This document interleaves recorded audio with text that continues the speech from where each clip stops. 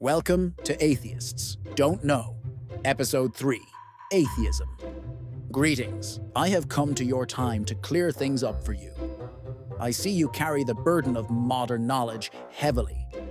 Very heavily, in some cases. Today, we ask the question none of you want to confront. What is it exactly that you don't believe in? And how is that not a belief? But don't answer yet.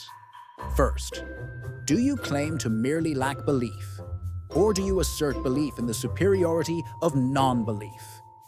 It's the latter, my friends, as you've built a temple to negation and worship at its altar. Tell me then, if your position makes no claims, why do you wear its label so proudly? Why organize? Why defend the thing you say is not a thing? You say atheism is the default position, a state of pure, unspoiled reason. Yet even your own scientists, fellow atheists, present evidence that humans are born with cognitive biases toward agency, design, even gods. Your default collapses under the weight of your own data. You say your version of atheism is the only true one, and yet, your community holds over a dozen definitions. Negative, positive, implicit, explicit, weak, strong, apatheism, antitheism. Need I go on?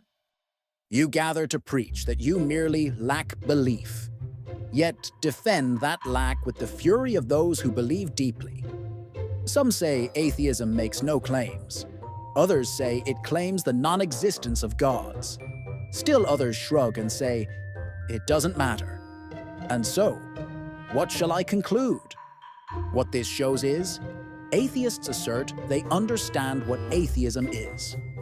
And yet, in reality, all their claims show they do not know. What is atheism? That seems like a simple question. But the moment you ask it in public, especially around self-identified atheists, the room shifts. You will not receive one answer. You will receive at least 15, and many of them contradict each other. And no, these are theological definitions. These are secular, academic, and philosophical distinctions, coming from atheists themselves. Let's look at what the secular world says. In the Oxford Handbook of Atheism, Stephen Bullivant and Michael Ruse, both atheist scholars, describe explicit atheism, a conscious rejection of gods, and implicit atheism, a mere absence of belief without conscious rejection. These are not the same. Philosopher J.L. Schellenberg distinguishes between skeptical atheism, epistemic atheism, and practical atheism.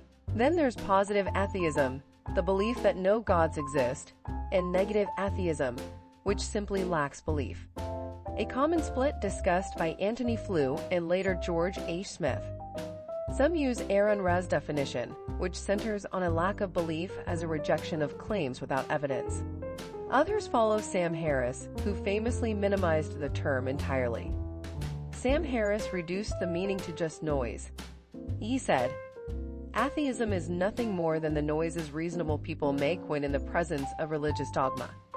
Aaron Ra is famously known for defining atheism as without theism or non-theism, and he took it so literally that he pushed the idea that deism is technically atheism. He actually argued that deism equated to atheism. He was mocked for it, but he stood his ground. The conversations about it were all over Twitter. I often hear atheists declare with absolute confidence, atheism is just a lack of belief in gods. They say it like it's a settled universal truth. But the moment you dig into secular scholarship, even among atheist philosophers, you find something very different. Take Stanford Encyclopedia of Philosophy, a secular academic source. It defines atheism as the belief that God does not exist. Not a lack of belief, a belief that there are no gods. Oxford Dictionary of Philosophy, Simon Blackburn, another secular reference, defines atheism as the belief that there is no God. Even J.L. Mackie, one of the most well-known atheist philosophers of the 20th century, wrote in The Miracle of Theism, atheism, in the sense of a positive belief that there is no God, should be distinguished from agnosticism, which suspends judgment. That is, most serious atheist philosophers do not define atheism as just a lack of belief. They define it as a positive belief that no gods exist. So now we're in a pickle. Because if one atheist says, atheism is the belief there is no God, and another says, no, atheism is just a lack of belief, then both of those can't be true, because they contradict each other. So here's my question. If atheism is supposed to be the most rational, clearly defined worldview, why can't its own adherents agree on what it even is? Because surely, if there's anything that should be straightforward, it's non-belief, right? Yet even that splinters into contradictions and confusion. Some of these definitions are logically incompatible, and a worldview that cannot even agree on its starting definition has no business calling itself a foundation of reason. If one person says atheism is X, and another says it's not X, both cannot hold a justified view of the same term. And if every atheist thinks their definition is the right one, the question becomes obvious. Which one is correct? And this isn't just semantics. This isn't about the letters in the word atheism. This is about which concept is justified and which ones are not. That's the real disagreement. And until atheists can agree on what atheism even is, they certainly can't act like it's a settled, unified position. Okay, in this episode, we're going to address fat, smug, atheists.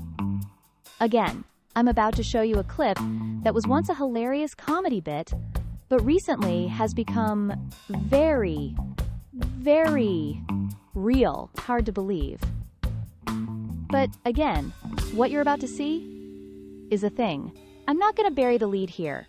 I'm talking about atheist churches. That's right. A thing that shouldn't even exist. That is, of course, if atheists were right. Remember, atheists scream like underfed pigs that atheism is not a religion. But now you're going to see they are a very real thing. It's 6 a.m. Sunday morning, and you're spending it with Graham Clark. Good morning, everybody. Well, I'm Graham Clark. It's a wonderful morning to be an atheist. The sun is shining, and God had nothing to do with it, because God doesn't exist. Yay! And a special hello to you, non-believers. Let's start the show off with a song. What do you say? Yay!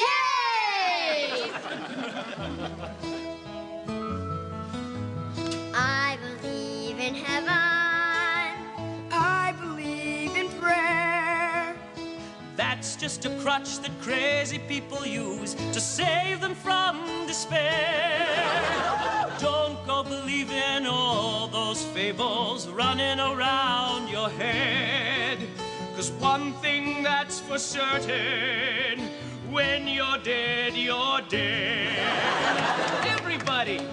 There is no God that made my mom. There is no God that made my dad. It was their sperm and egg colliding that made me the child they had.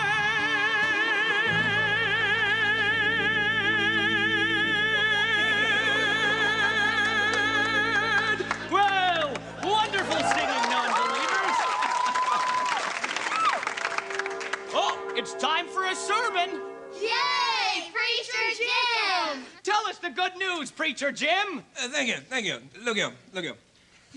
Now, there is no God. Amen. I said praise nothing. Praise nothing. Thank you, sister. You know, people ask me, they say, Preacher Jim. I say, huh? Why are there disasters? Disasters. Why are there fires? Fires. And do you know how I reply? What'd you say? I say fire comes from an oxygen-based chemical reaction, you see.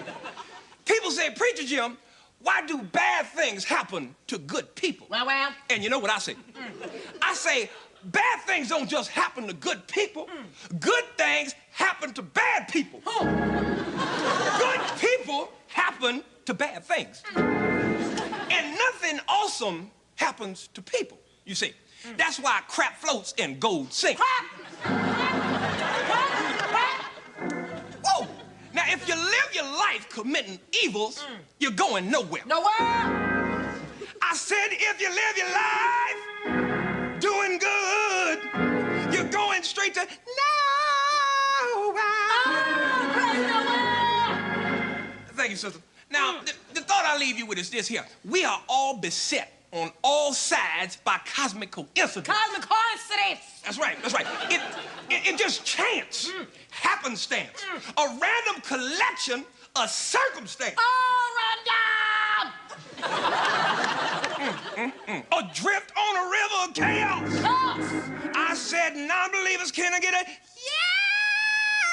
Yes! Non-believers, can I get an amen? Oh, amen, yes! Stand up. Yes! Give it to him. Bless You him. know what? I have no soul! I'm going straight to nowhere!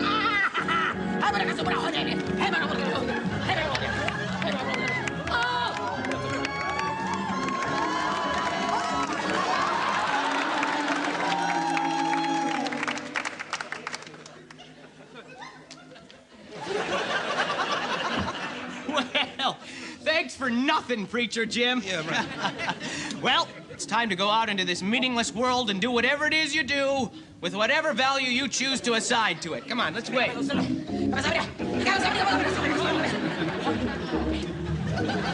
Join us next week. Maybe it will be Sunday. Maybe Tuesday. Maybe this was our last show. Either way, we don't care if you watch or not.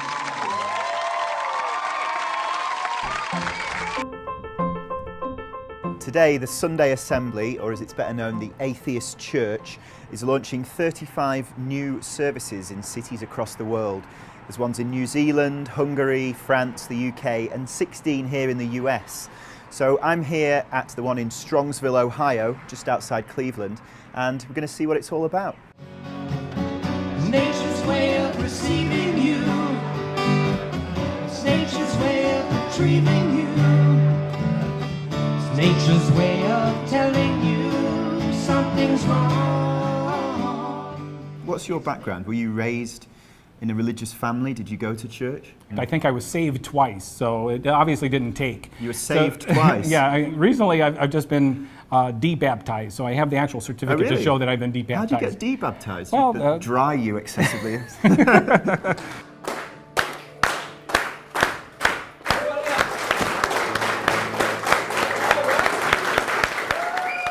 The central idea we need to spread is that we have only one life, which means that that life has to be lived to the fullest.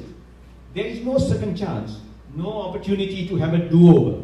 There is no afterlife in which wrongs are righted and cosmic justice meted out to the evildoers.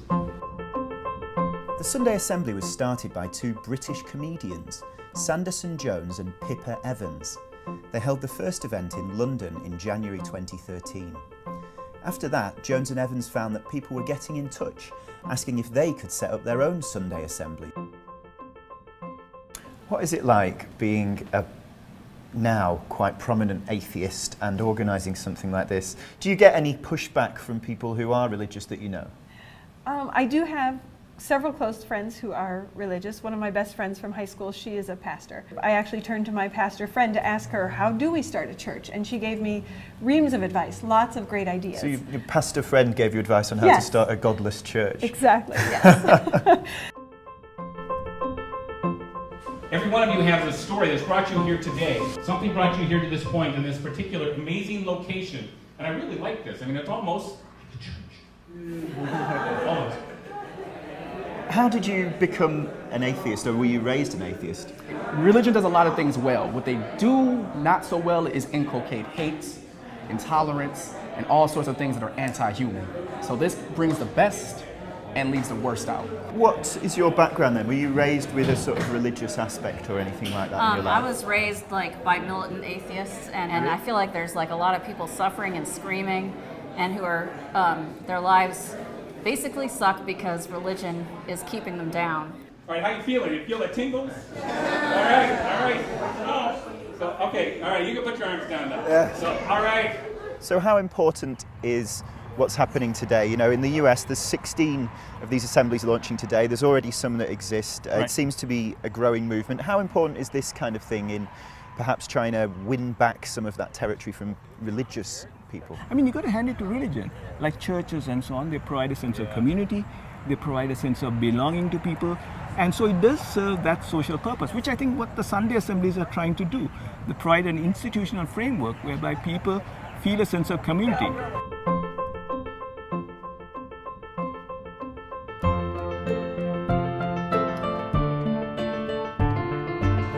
Sunday morning in church. Nothing unusual about that, you might think, except here one key figure is missing. God. And we should all be able to get to the pub by about 2:30. This is Sunday Assembly, London's first atheist church. Since January of this year, the monthly gathering has been offering a mix of music, speeches, moral reflection, and a large dose of humour. Have you ever removed a man's dead body from a tree? Sunday Assembly is the brainchild of two comedians who were looking to bring non-believers like themselves together. The way I like to think about it is that if you had a really great pair of shoes, but they had a stone in them, and you wouldn't chuck away the shoes, you'd just take out the stone. And so that's what we did, we just took out the God. Despite that irreverent approach, religious groups have broadly welcomed the atheist newcomer. After all, religion has long been on the wane in Britain, with 25% of people describing themselves as atheists in 2011. Yet there seems to be an appetite for the sense of community which church offers. At the most recent gathering, 400 people attended, with many others unable to get in. My faith and my beliefs are about action and humanity, and I think that the Sunday Assembly is talking my language, and I really enjoy sort of getting involved in things. I'm a big believer in science and proof and logic and everything, so yeah, I'd say that I'm probably atheist agnostic, and I definitely will be coming back here today. Sunday Assembly's motto of help often, live better and wonder more has struck a chord with the comedian's fellow atheists, agnostics and skeptics. The second branch is due to open soon in Scotland's biggest city, Glasgow. One in Australia will follow shortly after. And more than 200 other non-believers have been in touch, hoping to set up their own godless churches around the world. When I heard atheists were getting into churches, I didn't know they meant both spiritually and physically. This is what I pictured. Some say atheism is just suspending belief until there's proof. No religion involved. But let's get real. Did any of that seem like not a religion to you? You've got services, you've got singing, you've got group meditations. Some even pass around collection plates, all while proudly declaring, "We're not religious. We just meet weekly, follow a central doctrine, recite slogans, and occasionally form non-profit tax structures." And let me guess, your church isn't a church. It's a gathering of like-minded free thinkers, except with pews, and speakers, and a welcome committee, and a newsletter, and a creed about living better, helping often, and wondering more. But that doesn't stop them from grouping together like they're ready for war against the churches that disagree. Get off him, you heathen! My waifu is superior to yours. Only a true atheist appreciates the finer arts. But don't worry. No dogma here, none at all. My atheism is superior to yours. Heretic! It's lack of belief. Atheism means gods don't exist. It's lack of belief. I don't believe that. At this point, it's not even hypocrisy. It's performance art. Imagine telling people religion is an emotional crutch, then organizing group therapy for your shared rejection of it. Some of you really let yourselves go. And look like you formed the Church of Ra, Aaron Ra. Imagine saying religion is tribal. No, really. They'll be like, we don't worship anything.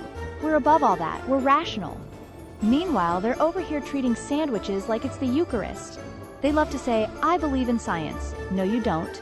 You believe in DoorDash. You believe in bottomless fries. I mean, they love food.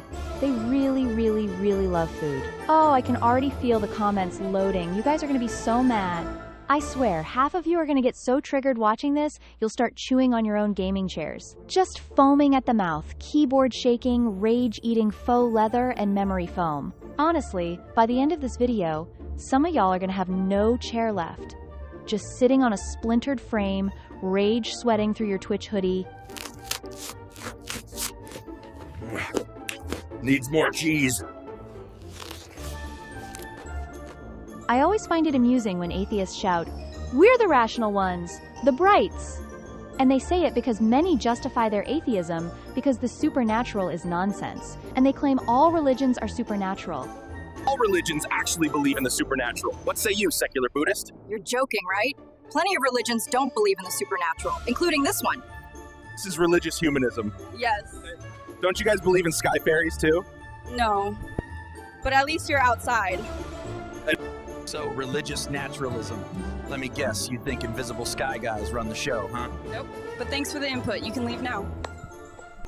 Okay. Maybe I'm being a little unfair. In actuality, the atheist interviews would actually go more like this. I mean, given they're monkeys with no souls, no free will, or a mind.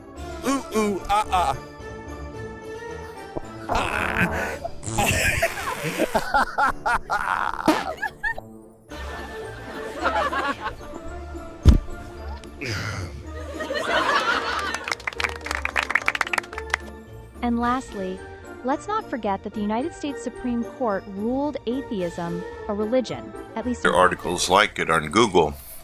They are stating that atheism is officially a religion. The court systems have went through with this. Why did they go through with this?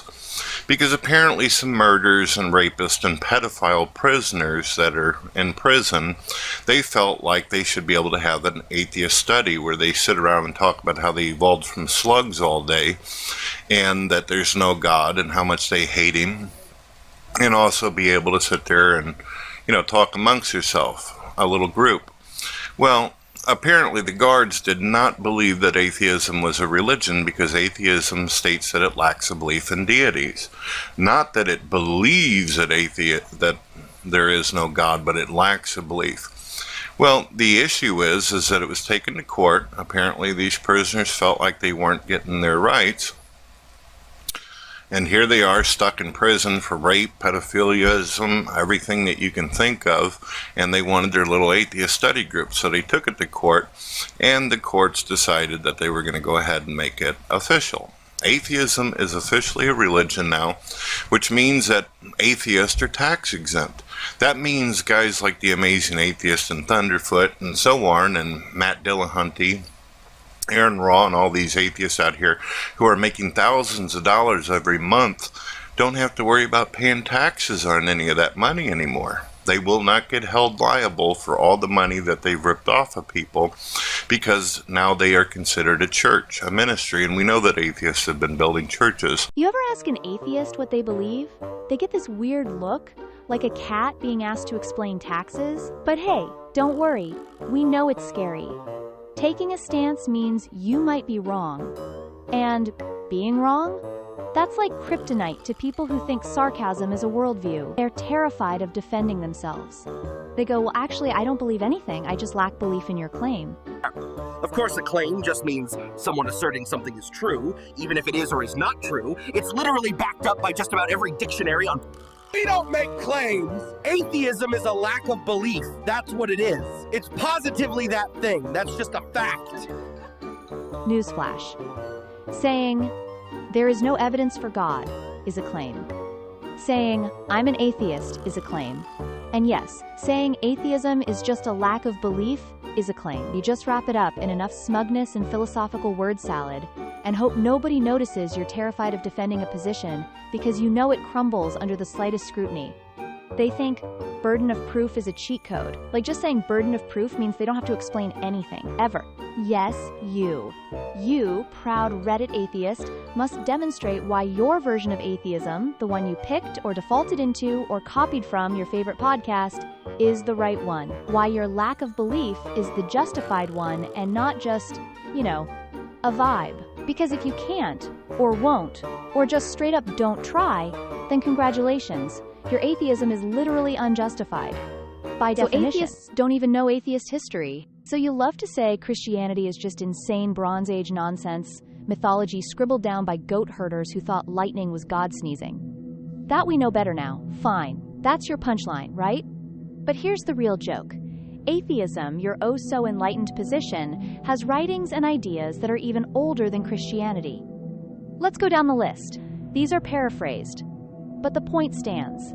Richard Carrier, in Proving History, 2012, notes that atheistic ideas were already well established long before the Christian scriptures were written. Michel Onfray, in Atheist Manifesto, 2005, reminds us Epicurus and others were questioning gods and explaining nature without divine nonsense before Christianity even existed. David Hume, in Dialogues Concerning Natural Religion, 1779, said the rejection of gods had roots in ancient philosophy that predated the Bible. Peter Atkins, in the God Delusion Debate, 2009, stated that Epicurus and Democritus laid the foundation for secular naturalism centuries before Christian theology. So let me follow your logic. If Christianity is false because it's old and primitive, then atheism must be even more false because it's older. Your Bronze Age atheism is just ancient nonsense squared. And you ought to get rid of it because it's even more absurd, and we know better now. I don't mean to be cruel, but looking at you, morbidly obese, fedoras perched like trophies, you really ought to consider that all that extra weight isn't just on your bodies. Maybe your brains are swimming in lard too, because you keep insisting that atheism is the default position of the human mind. But here's the kicker. You're evolutionists. You believe in science, right? So listen to what your own heroes say. Richard Dawkins himself admits, and I quote from The God Delusion, that the human brain is hardwired to detect agency and intention, which leads us to see patterns and gods where none exist. Justin Barrett, a cognitive scientist and atheist, calls this a hyperactive agency detection device, explaining that humans are naturally wired to believe in gods because it was evolutionarily advantageous. Pascal Boyer, another atheist scientist, says religion exploits evolved cognitive predispositions, making belief in gods universal across cultures, not because of brainwashing, but because it's built into our minds. And David Sloan Wilson, evolutionary biologist and atheist, points out that religion evolved as a group adaptation that helps societies survive and cooperate. So don't tell me your disbelief is some pure, clean slate default. You're fighting your own biology, your own evolutionary heritage. It's not your parents' indoctrination or culture's brainwashing, it's the hardwired architecture of your brains. So maybe next time you want to claim atheism as the null hypothesis, stop stuffing your faces and consider that your brains are wired to believe, and that disbelief is the uphill battle. Still smug? How comical when you ought not be, now that the evidence of your claims are rebutted. Not by me, but your own tribe. I return now, having heard many voices speak of atheism, its claims, its contradictions, its paradoxes. They say atheism is the default position, yet they argue against their own scientists who reveal we are born with biases favoring belief. They claim atheism is merely the absence of belief, yet they argue fiercely as though defending a fortress built of dogma. They insist there is but one true definition of atheism, then offer a dozen more, each contradicting the next. Is it not strange that those who deny gods form congregations? Let us reason together as philosophers ought. You say atheism is merely not believing in gods, that it is no belief at all, but a default absence. Consider this syllogism. Premise 1. A claim is any assertion that something is true or false, whether supported or not. Premise 2. When you identify as an atheist, declaring, "I do not believe in gods," you are asserting something about belief. You must at least believe in that claim. You believe both you're an atheist and that it's better than some other idea. Premise 3. To assert something about belief is itself making a claim. And to claim something is to assert you either believe it or you know it. And knowledge necessitates belief. Therefore, atheism is a claim, and thus a belief. Now many of you argue, atheism is simply the lack of belief, but your actions betray you. You form churches, you define atheism in a dozen contradictory ways, and you insist your version is the one true definition. If there are more than a dozen definitions, and you claim only one is correct, what does this say of your knowledge? If knowledge is justified true belief, then your disagreement among yourselves reveals that you do not know what atheism is. All your claims, it's just disbelief. Atheism makes no claims. Atheism is the default, are rebutted by your own contradictions and behaviors. Thus, through your own words and deeds, you demonstrate. You do not know what atheism is, and your position cannot stand as a unified, justified belief. This is the paradox you must confront, for wisdom begins with admitting what we do not know. Pray for me, oh holy Saint Dawkins! Definitely not a religion. Why are they laughing at us?